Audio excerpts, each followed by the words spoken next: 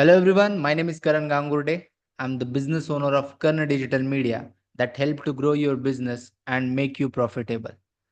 आमचा main purpose आहे तुमचा बिझनेस जास्तीत जास्त वाढावा. So first of all thank you so much इथे आल्याबद्दल आणि आपला अमूल्य वेळ दिल्याबद्दल खूप खूप धन्यवाद. आजच्या बिझी शेड्यूलमधून टाइम काढून इथे येणं म्हणजे एक गोष्ट क्लिअर आहे.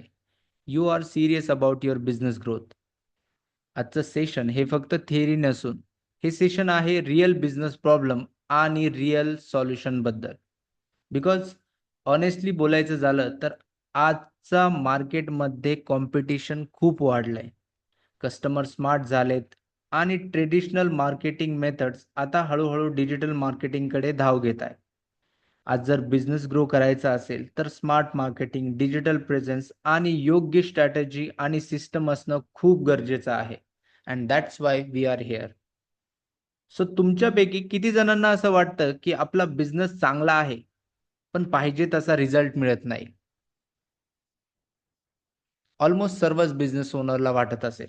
Perfect. Because you are not alone. Almost every business owner today is facing some common problems. त्यामध्ये फर्स्ट प्रॉब्लेम आहे क्वालिटी कस्टमर. सेकंड प्रॉब्लेम आहे marketing is too high. Third problem आहे ऑनलाईन प्रेझेन्स आणि fourth problem आहे guidance. त्यामध्ये पाचवा आणि major problem आहे पॉवर ऑफ प्रॉडक्ट. म्हणजेच बऱ्याच बिझनेस ओनरनी त्यांचं प्रॉडक्ट मार्केटमध्ये अजून टेस्ट केलेलं नाहीये, मार्केटिंग केलेली नाहीये. त्यामुळे तुमच्या प्रॉडक्टचं प्रॉपर पोटेन्शियल तुम्हाला अजून माहिती नाही. सो या सर्व गोष्टी आपण आजच्या सेशनमध्ये कव्हर करणार आहोत. सो प्लीज नोटबुक आणि पेन सोबत असू द्या. जे पॉइंट तुम्हाला महत्त्वाचे वाटतील, जे तुमच्या कामाचे असतील, ज्याद्वारे तुम्हाला वाटतंय काहीतरी बदल घडेल, त्या गोष्टी one by one note down करत चला. जेणेकरून तुम्हाला रिफॉर्म करण्यासाठी खूप मदत मिळेल. ओके. सो मार्केटिंग समजण्यापूर्वी आपण एकदम बेसिक पासून जाणून घेऊया मार्केटिंग म्हणजे काय. मार्केटिंग म्हणजे प्रॉडक्ट और सर्व्हिसेस कस्टमर पोहोचवण्याची एक कला, जेणेकरून ते प्रॉडक्ट और सर्व्हिसेस कस्टमर बाय करण्यास प्रोत्साहित होतील. तसेच मार्केटिंग शिकून तुम्ही कोणत्याही प्रॉडक्ट और सर्व्हिसेसचे मूल्य वाढवून विकू शकता. That is true. फॉर एक्झाम्पलसाठी आपण कॉफीचं उदाहरण घेऊया. जेव्हा तुम्ही एखादी रेग्युलर कॅफेमध्ये जातात, तेव्हा त्या कॉफीची प्राइस असते मिनिमम ₹20 to ₹30. ओके. सिमिलरली तीच कॉफी जेव्हा तुम्ही सीसी डे, बर्गर किंग किंवा मॅकडोनल्ड सारख्या ठिकाणी जातात, तर त्या कॉफीची प्राइस होते अराउंड ₹200 to ₹300. राइट?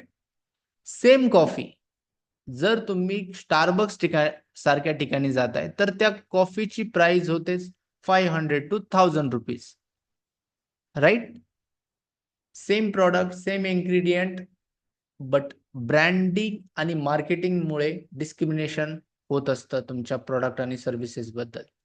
सिमिलरली तुम्हीही तुमचं प्रॉडक्ट कमी अधिक प्राइसलाही विकू शकतात मार्केटिंगच्या बेसिसवरती.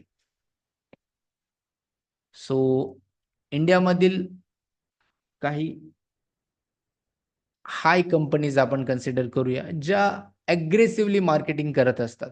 जसं की कोका-कोला, विक्स, झोमॅटो, बोट, टाईड, क्लिनिक प्लस, कॅडबरी, नायका सारखे ब्रँड तुम्हाला डे बाय डे मध्ये मार्केटिंगच्या माध्यमातून दिसत असतात.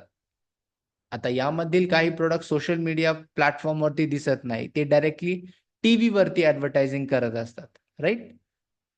सो त्यांचं बजेट हाय असतं, त्यांची स्ट्रॅटेजी वेगवेगळी असते. त्यामुळे ते खूप इंटेन्सिव्हली मार्केटिंग करत असतात. जसं की आपण कोका-कोला बघितलं.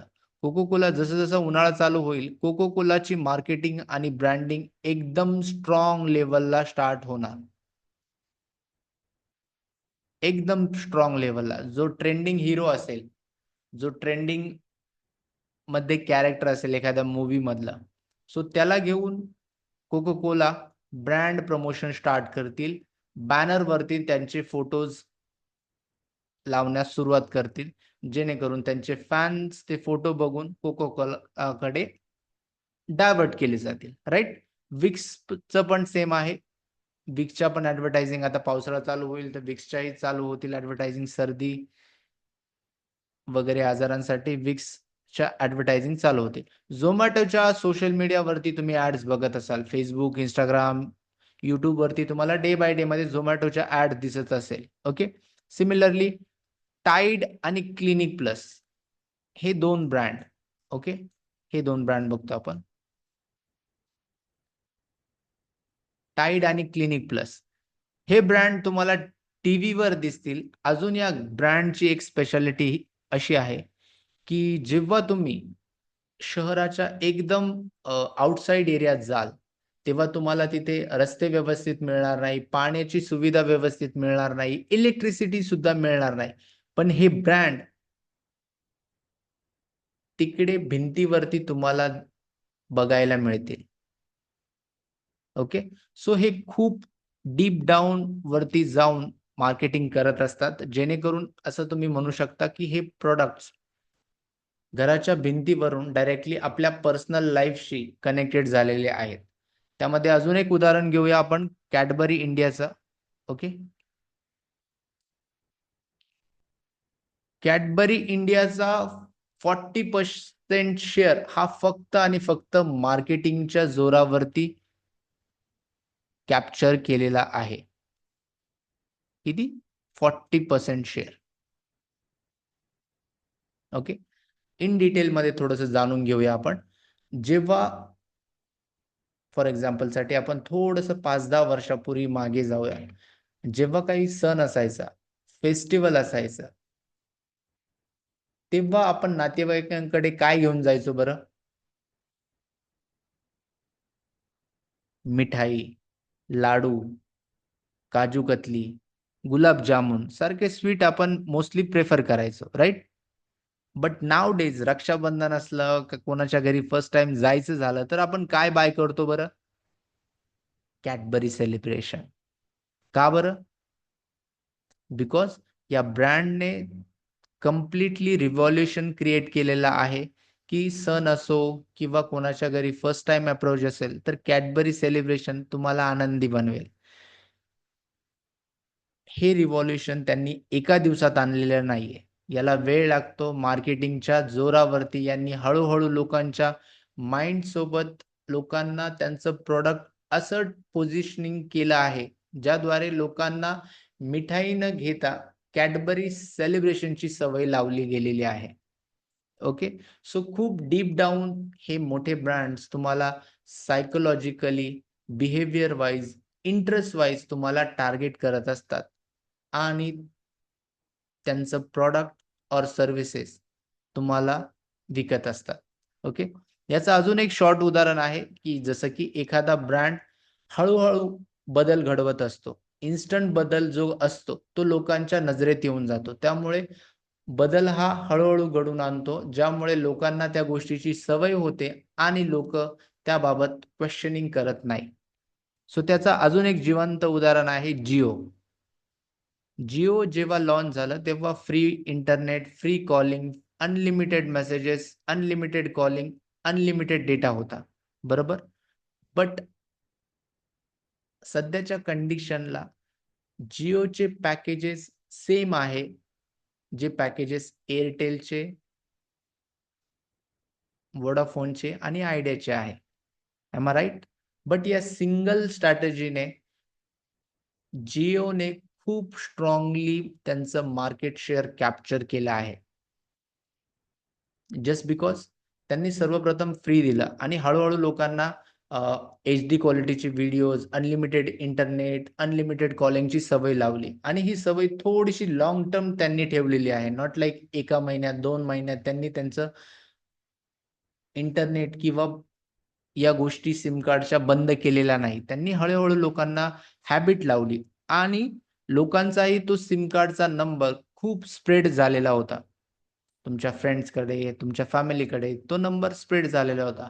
आणि जेव्हा एक सर्टन टाइम कंप्लीट झाला, त्यानंतर जिओने पॅकेजेस मॅन्डेटरी केली.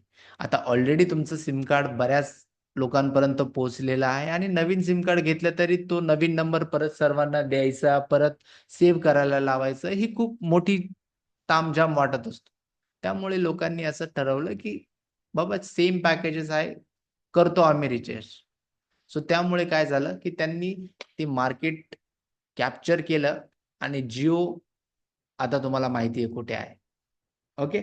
सो अशा लेव्हलला बिग ब्रँड्स टार्गेट करत असतात. Not in a one day.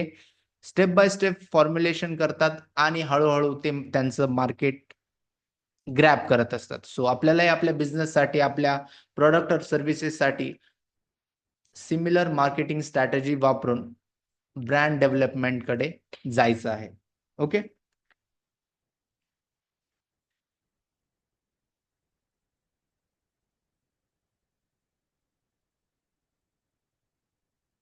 So I hope या स्ट्रॅटेजी, या गोष्टी तुम्ही लक्षात घ्यावा. कारण मार्केटिंग टूल शिकणं खूप सोपं आहे, बट सायकोलॉजी जी मार्केटिंगचा वे आहे, माइंडसेट आहे, तो येणे खूप गरजेचं आहे. त्यावरतीच आपण मेन फोकस करत असतो. बिकॉज एकदा तुम्हाला मार्केटिंग कशी करायची हे समजलं ना, तुम्ही त्या टूलचा ॲज अ ब्रह्मास्त्र सारखा वापर करू शकतात.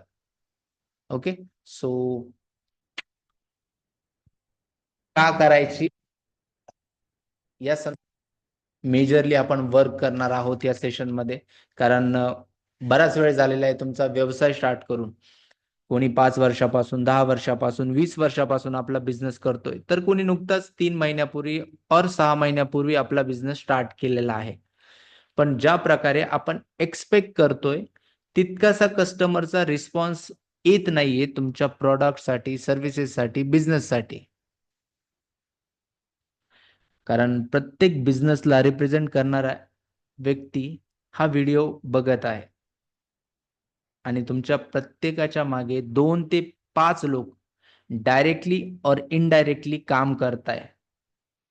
त्यामध्ये तुमचा स्टाफ, एम्प्लॉईज, पार्टनर्स और फ्रेंड्स यामध्ये तुम्ही कन्सिडर करू शकता. इवन काही लोक आपल्या फॅमिली सोबत आपला बिझनेस चालवत असतात. तुमचा मुलगा, वाईफ, भाऊ, आई-वडील तुमच्या बिझनेसमध्ये कॉन्ट्रिब्यूट करत असतात. त्यांचा वेळ ते तुमच्या बिझनेसमध्ये देत असतात. आणि इतकं सर्व करून सुद्धा आपला बिझनेस का वाढत नाही? याला कारण काय असेल? आणि कोण कारणीभूत असेल बरं?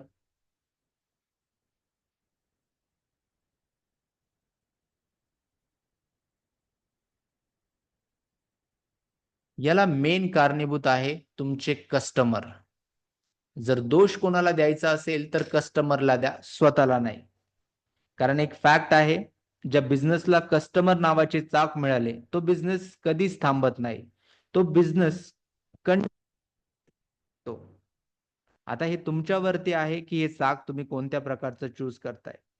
तुम्ही लाकडी, लोखंडी किंवा इलेक्ट्रॉनिक चूज करू शकता. मॉडर्न वे मध्ये जर सांगायचं झालं तर pamphlet handouts marketing, banner flex marketing and social media marketing. So मला तुम्हाला विचारायचं आहे की तुम्ही यापैकी कुठली मार्केटिंग स्ट्रॅटेजी यूज केली आहे आणि कोणत्या कॅटेगरीतल्या लोकांसाठी.